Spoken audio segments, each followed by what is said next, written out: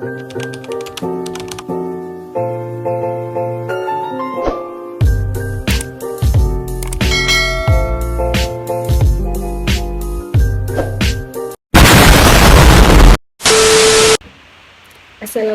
warahmatullahi wabarakatuh. Perkenalkan, nama saya Fatima Melisa, NIM 2003 20108. Saya akan mempresentasikan sedikit materi tentang perkembangan industri. Perkembangan industri perkebunan di Indonesia sangat berkembang dengan pesat, khususnya pada komoditi kelapa sawit. Hal ini dapat dilihat dari banyaknya pabrik-pabrik kelapa sawit yang telah berdiri di beberapa provinsi di Indonesia. Proses pengolahan yang dilakukan pada pabrik kelapa sawit (PKS) merupakan proses kontinu, di mana hasil dari suatu proses akan dilanjutkan ke tahap selanjutnya dan terjadi perubahan kualitas hasil proses, di mana untuk mendapatkan hasil proses ini diperlukan pengolahan yang baik untuk mendapatkan hasil yang optimal sesuai dengan keinginan perusahaan. Oleh sebab itu, pabrik kelapa sawit membutuhkan pemimpin usaha perkebunan yang berkompeten, berkarakter, dan pengembangan agribisnis perkebunan di Indonesia. Institut pendidikan diharapkan mampu meningkatkan kemampuan prosesnya melalui penerapan metode pendidikan dan kurikulum yang aplikatif dan tidak saja berorientasi kepada teori dan konsep, tetapi harus menjadikan pengetahuan dan keterampilan tersebut dimanfaatkan secara nyata. Sekolah Tinggi Ilmu Pertanian Agribisnis Perkebunan STIPAP Medan adalah pendidikan tinggi profesional diploma 4 setara S1 yang dididikan bertujuan untuk menghasilkan pemimpin perkebunan yang mampu membangun Institut Perkebunan Indonesia. Berdasarkan latar belakang di atas, kami melakukan praktek kerja lapangan di pabrik pengolahan sawit PT Sospin Indonesia Matapau dengan harapan dapat menambahkan wawasan pengetahuan tentang dunia perkebunan, khususnya di bidang pengolahan bahan baku sawit, dalam membekali diri untuk memasuki dunia kerja setelah mahasiswa menyelesaikan program pendidikan di Sekolah Tinggi Ilmu Pertanian Agribisnis Perkebunan STIPAP.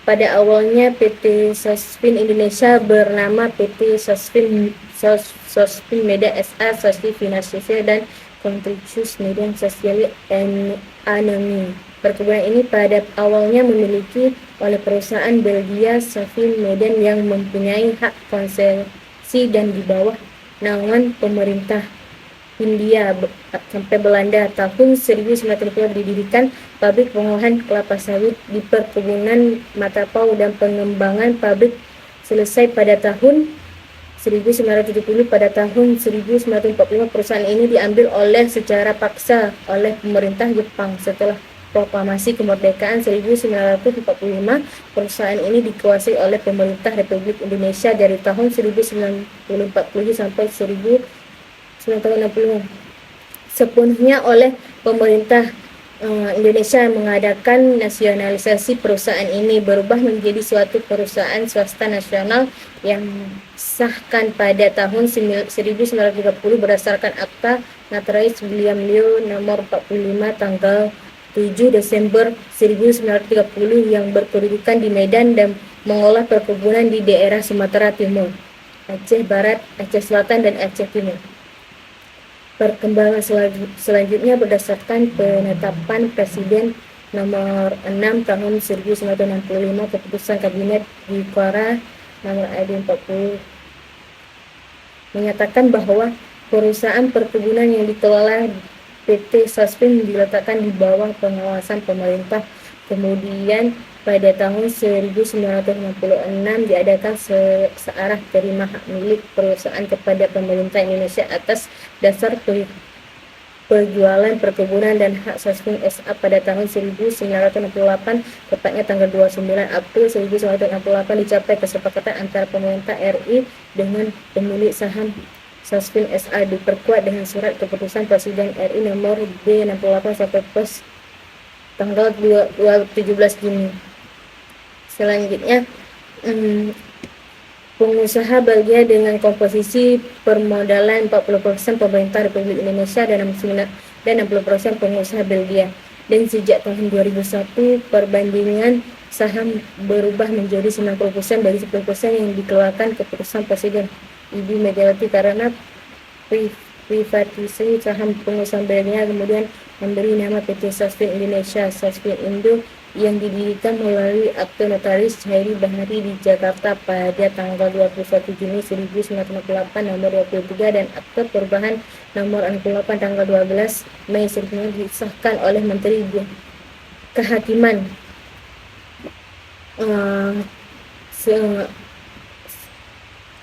Setelah itu, pernyataan keputusan para pemegang saham PT Sasvin yang diterbitkan oleh notaris NY.R.Ari Setarjo SH, pemerintah RI telah melepaskan 30% saham kepada Sasvin SA sehingga dapat saham pemerintah Republik Indonesia saat ini hanya 10% saja.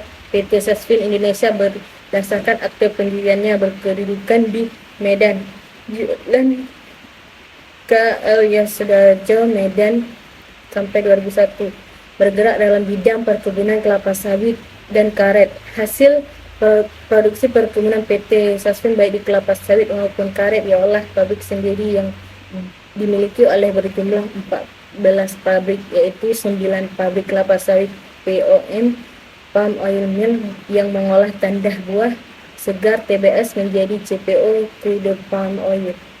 Yang kedua ada satu pabrik refinery factory and refinery factory yang mengolah CPO menjadi RBD palm oil. Yang ketiga adalah satu pabrik minyak inti sawit yang mengolah inti sawit palm kernel menjadi minyak inti sawit crude palm kernel CPKO.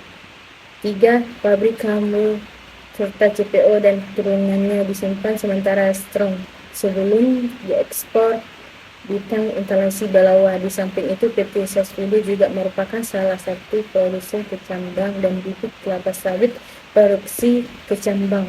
Bibit kelapa sawit dilakukan di pusat seleksi bangun bandar dan produksi kram rubber serta CPO dan turunan disimpan sementara di Strong sebelum dikirim ke tangki instalasi Balawan dan diekspor ke negara tujuan.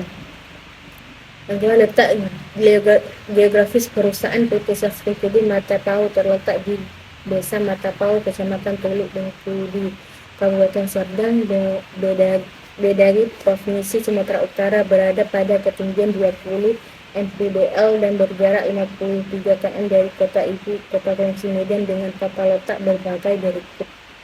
Yang pertama ada sebelah timur berbatasan dengan Sri Rampah, yang kedua ada sebelah selatan berbatasan dengan PTPN 3 Tanah Raja sebelah, dan yang keempat sebelah utara berbatasan dengan pantai timur Palau Sumatera.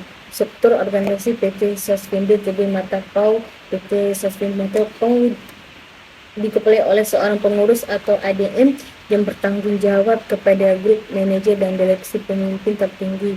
Kebun berada di tangan seorang pengurus atau manajer dibantu oleh seorang kepala tata usaha KTU.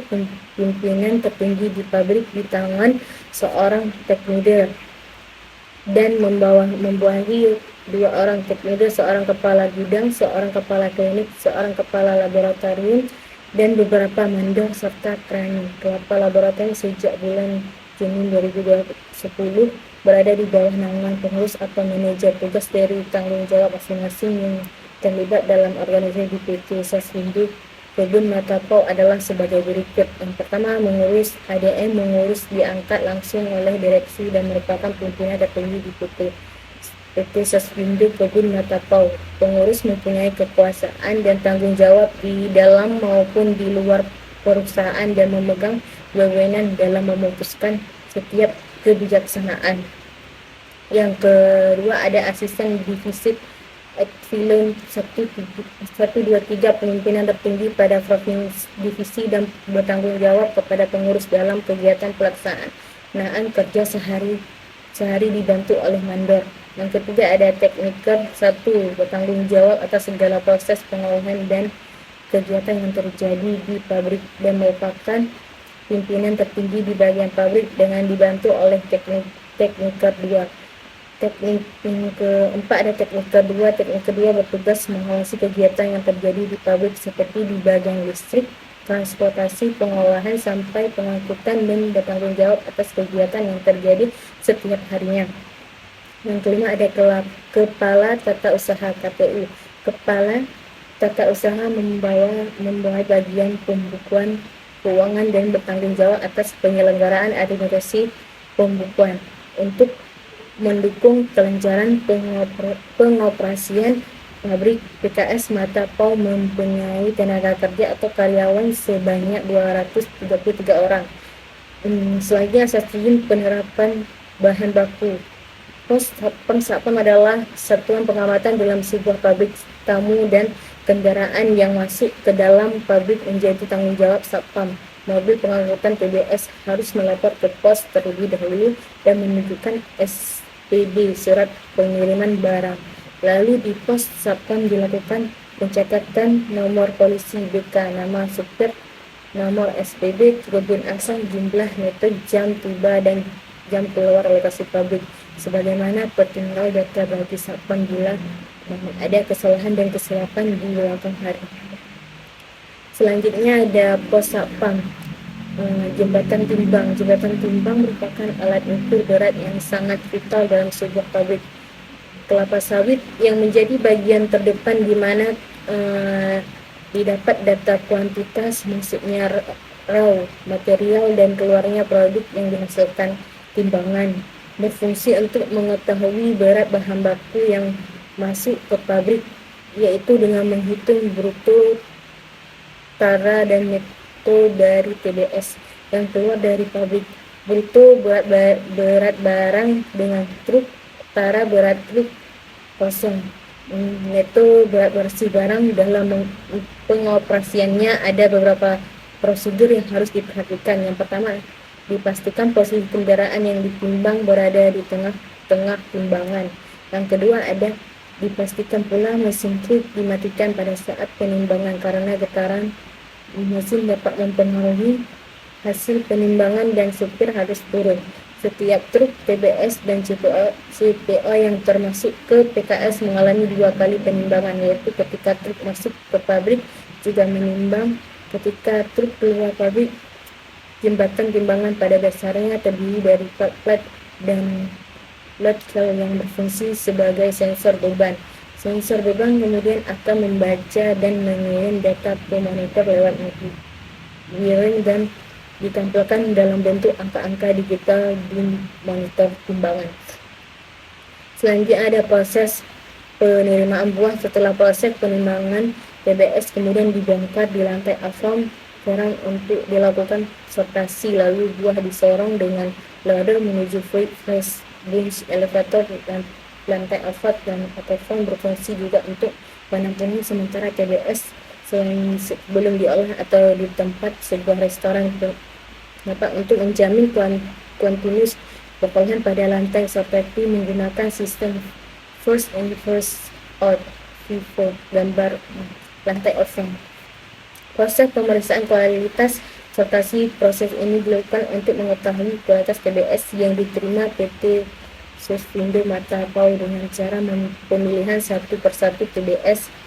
Fungsi dari Sosvi adalah sebagai alat kontrol untuk mengetahui tingkat kematangan buah sesuai dengan standar kematangan buah, membantu tercapainya rendemen pabrik dengan melihat mutu buah yang masuk ke pabrik dan bagaimana sistem perubusan yang akan dilakukan mengendalikan buah yang di luar kriteria untuk TBS yang dibeli dari pihak ketiga. Proses sortasi dilakukan dengan lebih cermat, di mana TBS yang tidak sesuai dengan kriteria bermutu dari besar 7 kg buah mentah, tandah kosong, buah busuk dan buah sakit dimasukkan kembali ke truk untuk ditimbang sebagai tara kadar mata panen sangat menentukan di dalam pencapaian rendemen minyak dan rendemen inti. Hasil sortasi panen digunakan untuk menghitung rendemen distribusi tiap-tiap afdalin pemasukan dan membuat material balance dan analisa tandah untuk setiap tahun, tanah dan setiap afdalin kebun. Selanjutnya ada elevator feed fresh wing FFB. Elevator feed fresh wing FFB berguna untuk mengangkat PBS dari lantai oven Vero ke bejana rebusan satunya. Jumlah elevator terpasang yang digunakan pada pabrik PT Soswindi Mata Pau ada 3 unit. 1 unit elevator feed fresh wing FFB melayani pengisian juga bejana rebusan satunya. Selanjutnya ada stasiun perebusan. Stalizer berbentuk vertikal. Ini adalah bejana uap bertekanan yang digunakan untuk merebus TBS dengan uap steam. Steam yang digunakan adalah saturated steam dengan tekanan 1,8 sampai 2,0 kg cm dan suhu 110 sampai 120 derajat yang dilengkapi dengan alat ukur tekanan pipa uap masuk atau inlet pipa. Sistem perebusan menggunakan sistem 3 puncak perspektif. Adapun tujuan dari proses perebusan stalizer yaitu yang pertama untuk membantu melepaskan butir-butir buah dari tandahnya. Yang kedua untuk menurunkan kadar kandungan air dalam buah. Yang ketiga untuk mengurangi peningkatan FFA karena perebusan dapat menonaktifkan enzim lipase penyebab hidrolisa minyak. Yang keempat, mengumpulkan zat putih telur protein dalam buah agar pemurnian minyak mudah dilakukan untuk mengopulasi unsur-unsur putih telur. Yang kelima, untuk melunakkan daging buah. Persiapan proses pengumpalan dengan melunakkan buah dan melepaskan pesakan dari nut. Yang keenam, untuk mempersiapkan dalam proses pengolahan biji dengan membantu melepaskan kernel dari cangkang dan membantu cangkang agar mudah pisah untuk suplai bagi ketersediaan buah terebus. Cooking fruit bunch CFB cooking fruit bunch atau ketersediaan buah terebus yang menjadi kapasitas stasiun merebusan ton atau jam yang dapat mempengaruhi kapasitas stasiun berikut. Rumus untuk perhitungan CFB-S. CFB N kali KG 60, di mana N jumlah rebusan yang digunakan, K kapasitas suatu rebusan ton, S waktu memasukkan, merebus dan mengeluarkannya, menit. Dalam rebusan dikenal 3 sistem, yaitu single pitch, double pitch, dan triple pitch. Yang biasanya digunakan adalah sistem 3 pitch, triple pitch, karena paling sempurna. Tujuan perebusan 3 puncak adalah: yang pertama, tahap 1, pembuangan udara dan penguapan air dari tandah buah air kondensat. Yang kedua, tahap kedua, pembuangan udara dari penguapan air dari tandah buah. Tahap ketiga, pematangan dan pelunakan daging dan membuat kejutan terhadap biji agar terjadi kekoplakan. Cara ini dilakukan untuk mendapatkan hasil rebusan buah yang sempurna, mengingat kerapatan bondolan dalam tandah buah semakin padat atau solid. Untuk mencapai kematangan perebusan, bondolan bagian dalam diperlakukan panas yang cukup. Pembuangan air kondensat dan udara pada puncak 1 dan 2 harus benar-benar sampai habis, karena air dan udara merupakan penghantar panas yang buruk. Pada puncak ketiga, perebusan dilaksanakan selama 45 menit. Tergantung pada kondisi buah. Waktu yang digunakan untuk 1 liter adalah 75 sampai 80 menit, sedangkan waktu untuk fase siklus perebusan 110 sampai 120 menit. Tahap yang bisa dilakukan dalam 1 liter triple pitch. Ada keran intel steam dibuka, kondensat ditutup sampai mencapai tekanan 2 kg sampai 2 cm.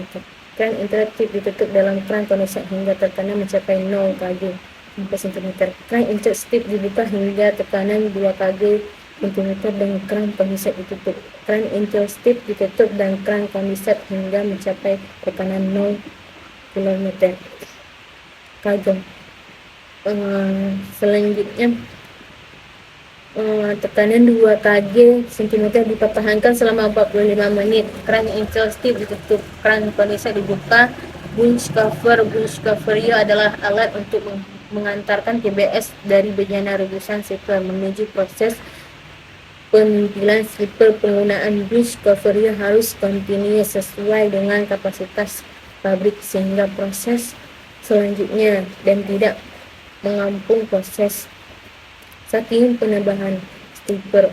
Slipper berfungsi untuk memisahkan brondolan dari jenjangannya dengan cara mengangkat dengan kecepatan putar. Slipper dapat menyebabkan jenjangan terbawa ke atas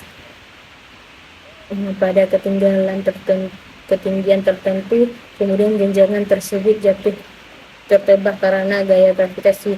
Proses ini terjadi secara berulang-ulang di dalam alat penerbangan slipper yang berputar dengan kecepatan 23 rpm. Brondolan yang terpisah akan keluar melalui kisi-kisi slipper yang jarak 50 meter dan akan masuk ke konveyor.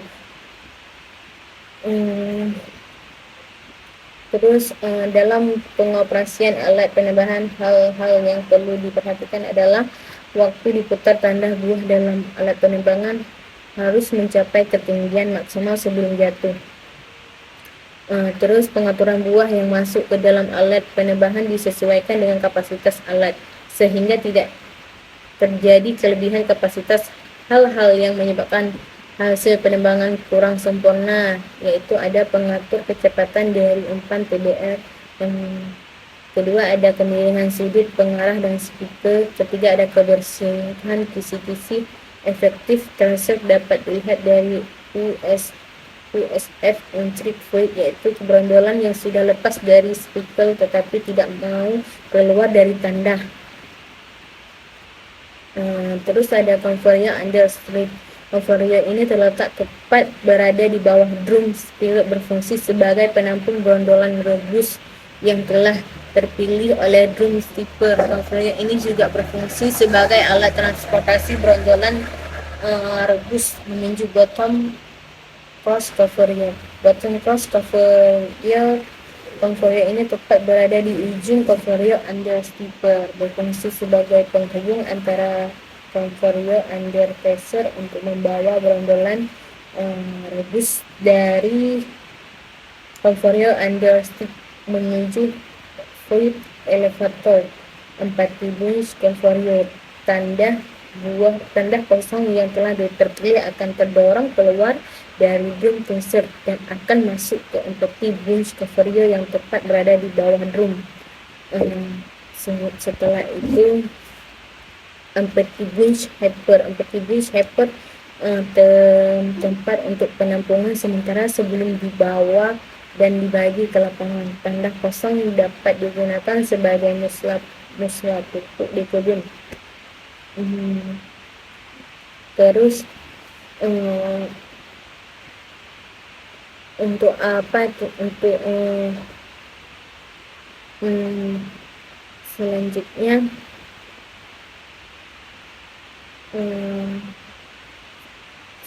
ada freeless elevator. Brondolan rebus yang telah dibawa oleh bottom cross conveyor selanjutnya akan menuju ke freeless elevator. Alat ini berfungsi sebagai sarana pembawa brondolan rebus menuju cross conveyor to digester. Alat ini bergerak vertikal dan dilengkapi dengan buket penampung sebagai tempat bahan baku yang akan dibawa.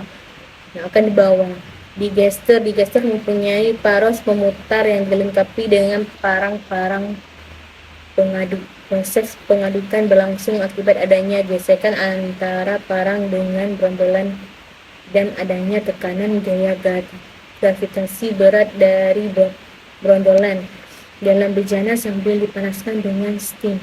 Tujuan pengadukan adalah melumatkan daging buah dan memisahkan daging buah dan biji serta menuriskan minyak dari daging buah agar mudah diproses, dan pengembangan jumlah parang pengadukan dalam satu buah digester terdiri dari 5 pasang. parang pengadu yang bertingkat dan 1 parang pisau pelempar.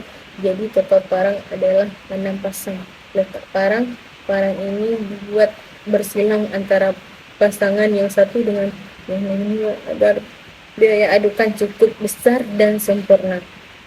Faktor-faktor yang mempengaruhi kinerja digester adalah sebagai berikut. Yang pertama ada volume buah dalam digester. Yang kedua ada temperatur atau steam. Yang ketiga kematangan buah yang sudah direbus. Fungsi digester adalah melumatkan daging buah, memisahkan daging buah dengan biji, mempermudah proses dipres. Faktor-faktor yang mempengaruhi kerja digester antara lain adalah kondisi pisau pengadu digester. Jika pendek dan tipis, segera diganti.